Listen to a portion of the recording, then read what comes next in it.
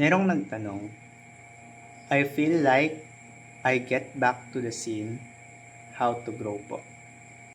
Well, bago ang lahat, maraming nakakaranas ng pinagdadaanan mo ngayon.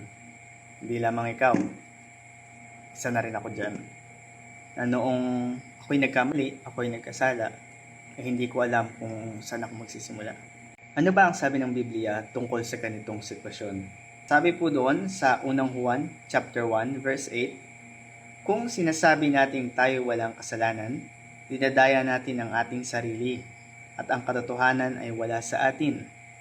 Verse 9, kung ipinahahayag natin ang ating mga kasalanan, siya ay tapat at banal na magpapatawad sa ating mga kasalanan at tayo ay lilinisin sa lahat ng kalikuan. Verse 10, kung sinasabi nating tayo ay hindi nagkasala, ginagawa natin siyang sinungaling at ang kanyang salita ay wala sa atin.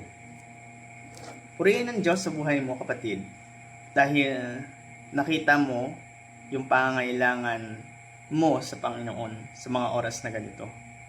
Marami kasi na sumusuko na kaagad. No once na nagkamali sila, no once na nagkasala sa kanila, dahil nga naitatak sa kanila yung relihiyon, yung basihan ng kaligtasan na ginagawa ng tao, kaya marami nang nade-discourage at ayaw nang magpatuloy dahil akala nila hindi na sila magbabago at paulit-ulit silang nagkakamaling nagkakasala. Pero alam nyo, hindi po ganon ang biyaya ng ating Panginoon.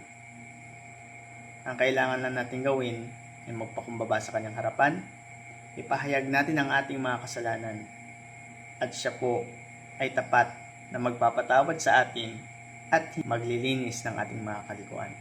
Kaya pagkatiwala po natin yung ating mga bigatin sa ating Panginoon. Alam kong napapagod ka na sa pasanin yan.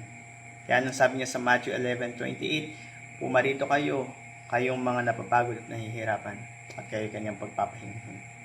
At maraming salamat. God bless.